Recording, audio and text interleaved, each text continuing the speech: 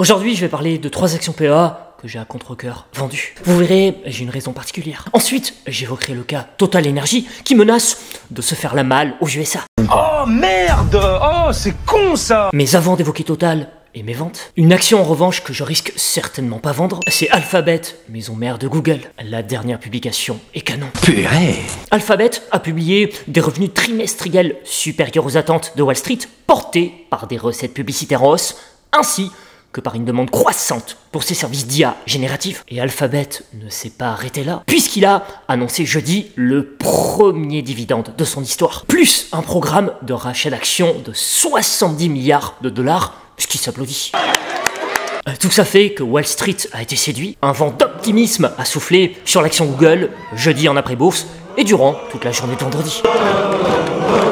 Les opérateurs de marché ont payé cette belle publication et ces différentes annonces avec avidité, faisant grimper l'action Google de plus de 13% en 2 petits jours. Voilà, les sous-sous dans la popoche. Moi, j'ai toujours été positif sur cette action, même lorsqu'elle se faisait massacrer sur le plan boursier. Avant de voir afficher plus 59% sur cette position, j'ai passé de longues journées dans le rouge, parfois un moins 20% était affiché sur ma position. Mais la qualité du modèle d'affaires m'a fait tenir, plus l'optimisme de jours meilleurs. Aujourd'hui, cette patience est grassement récompensée. Et j'arbore le même mindset constructif avec la plupart de mes positions perdantes du moment. Puisque je pars du principe que lorsqu'un business repose sur des fondamentaux de qualité, et si possible un moat avéré, le temps qui passe est censé être mon allié. Autrement dit, le cours de bourse est censé se revaloriser et mon capital placé avec. Google en est un exemple concret, je trouve, que ce titre financier est ultra qualité. Dans les 7 magnifiques, Google, c'est pour moi le titre le plus attrayant si on intègre l'aspect valorisation. Raison pour laquelle, dans ma newsletter premium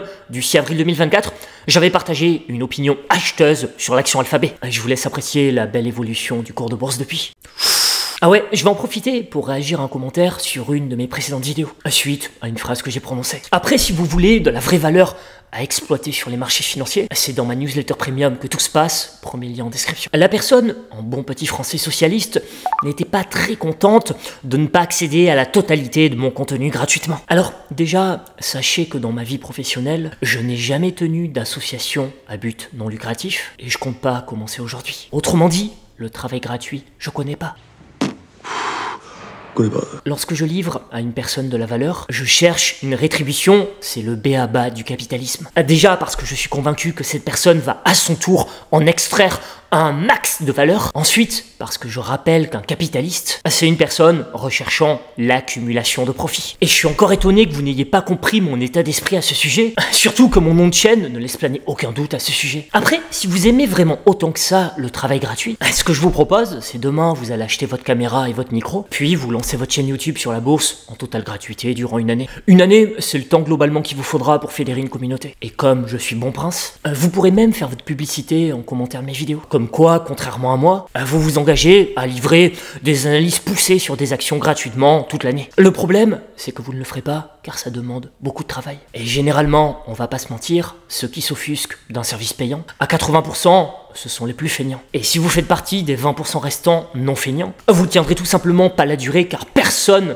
travaille gratuitement dans la vie. Et si une personne travaille gratuitement pour vous, vous pouvez fuir aussitôt car elle a tout simplement rien compris à l'époque dans laquelle on vit. Donc comment espérez-vous qu'elle vous apprenne quelque chose sur l'argent si elle-même ne sait pas en faire? Ou alors, si elle sait en faire, si c'est gratuit, elle vous livrera un service tout pourri. Ne rêvez pas, mes confrères sur les réseaux sociaux ont tous quelque chose à vendre. Certains le font juste de manière détournée, en vous envoyant vers une première formation gratuite, pour derrière récupérer votre mail et vous vendre un service payant. Certains confrères ont, eux, un modèle basé à 100% sur l'affiliation, avec des courtiers qui les rémunèrent pour ça. Mais vous ne trouverez personne travailler gratuitement. Et c'est encore plus vrai dans l'industrie de la finance. Maintenant, je le redis, si vous aimez tant que ça la gratuité, prenez les choses en main et lancez-vous. Mais soyez digne dans votre démarche. Ne perdez pas du temps à critiquer les autres. Passez à l'action. Et si c'est votre kiff, offrez-vous au monde gratuitement sans plus tarder. Mais là, ce sera sans moi, car comme évoqué, ça va à l'encontre de mes convictions capitalistes. Et par ailleurs, je suis convaincu de la haute valeur ajoutée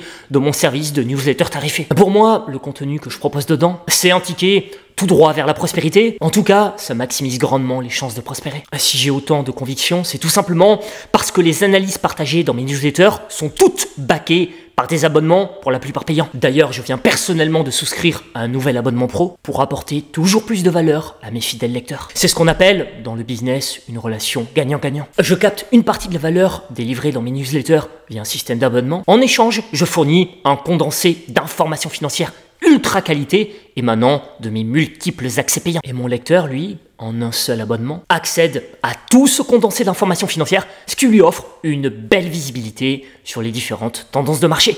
Quant à YouTube, ce sera du contenu dilettante pour relater quelques mouvements que je fais sur les marchés, ainsi que mes différentes pensées. Finalement, un peu comme si je parlais avec un ami de finance autour d'un bon cigare. Et justement, j'ai une nouveauté à vous partager. Cette semaine, à contre-cœur, j'ai vendu 3 actions PEA. D'ailleurs, pour ceux ici qui s'offusquent de ne pas avoir tout gratuit dans la vie, là pour le coup, vous devriez vous sentir apaisé. Ces positions, en l'occurrence, elles ont toutes été partagées gratuitement en direct sur YouTube, il y a même pas 3 mois. BNP Paribas, je viens de revendre la totalité de ma ligne à 67,69 €, ce qui fait une plus-value actée de 24%, mon prix de revient étant aux alentours de 54 €. Equasens, je viens de revendre la totalité de ma ligne à 59,60 €, ce qui fait une plus-value de 19%, mon prix de revient étant aux alentours de 50 €. Rubis, je viens de revendre la totalité de ma ligne à 32,84 €, ce qui fait une petite plus-value de 6%, mon prix de revient étant aux alentours de 31 €. Alors, si j'ai vendu ces actions PEA, c'est pour une raison particulière. J'ai toujours eu pour ambition de vivre et travailler dans une grosse ville capitaliste nord-américaine. C'est le berceau de la finance et du business. C'est là où je suis le plus stimulé intellectuellement. Raison pour laquelle j'aimerais construire la suite de ma vie capitaliste là-bas. Et là, j'ai une opportunité qui pourrait sous 12 mois se dessiner le temps des formalités. Tout ça fait que je pourrais avoir besoin dans l'année de beaucoup de cash frais pour concrétiser mon projet. Le problème, c'est que les marchés sont imprévisibles, surtout à court terme. Rien ne dit qu'une pression baissière ne va pas survenir sur mes positions gagnantes. Donc, je profite de ces moments euphoriques pour retirer un peu de cash des marchés. En tout cas, sur mes positions comme celle-ci, qui ne sont pas des priorités pour moi. Le luxe français et la tech américaine étant le cœur de mon patrimoine financier. Après, vous l'avez compris, c'est dans le but de concrétiser un projet qui me transcende beaucoup plus qu'une détention d'actions. Maintenant, si je fais abstraction de mon projet, je n'aurais probablement pas vendu la totalité de ces 3 lignes. À commencer par Equasens, que j'aime beaucoup, et j'y vois encore un beau potentiel haussier. D'ailleurs, dans une récente vidéo, l'analyse de Greensum Finance corroborer mon opinion, car l'équipe Greensum Finance avait fixé un objectif de cours sur cette action PEA de 82,50 €, ce qui fait, par rapport au cours actuel, un potentiel encore de 42%. Pareil, Rubis, depuis l'arrivée du requin Bolloré dans le dossier, je suis assez optimiste sur le devenir. En plus, la valorisation est très attrayante, sans parler de la pérennité du copier dividende versé. Quant à BNP Paribas, ma bancaire européenne préférée, je me suis déjà largement exprimé à son sujet. Pour moi, un investisseur qui est en quête de dividendes sur un PEA, dans la thématique gros dividendes, c'est clairement pour moi un des plus beaux dossiers. Avec Total Energy, qui au passage a comme moi l'ambition d'aller s'installer en Amérique du Nord. Puisque Total Energy réfléchit à une cotation principale à la bourse de New York, a expliqué Patrick Pouyanné dans un entretien à Bloomberg. Je lisais un article sur BFM Bourse, comme quoi, depuis 2012, la part de l'actionnariat institutionnel nord-américain est passée de 33% à 48%, donc 47% pour les États-Unis en 2023, tandis que celle de l'Europe, hors Royaume-Uni, est passée de 45% à 34% sur la même période. Donc il y a clairement un courant acheteur beaucoup plus prononcé du côté nord-américain. Vous retrouvez, soit dit en passant, ce même schéma sur l'action PEA Stellantis. Les Américains adorent ce dossier. Après, si vous avez du Total Energy dans votre PEA, ne paniquez pas. Déjà, on parle d'un projet de cotation et non d'implantation de siège social. Et puis, Total Energy, c'est le fleuron français. Tout le monde lui crache dessus. Mais s'il menace vraiment de partir, croyez-moi, tout le monde va vite le retenir. Donc, Total restera français. Et j'en suis terriblement fier, il fait l'honneur de mon pays. Et d'ailleurs, si vous avez du Total en portefeuille, je vous félicite pour le formidable parcours de votre action PEA. Je vous souhaite une excellente semaine sur les marchés, avec, si possible, des sous en plus pour vous dans la poche. I'm rich.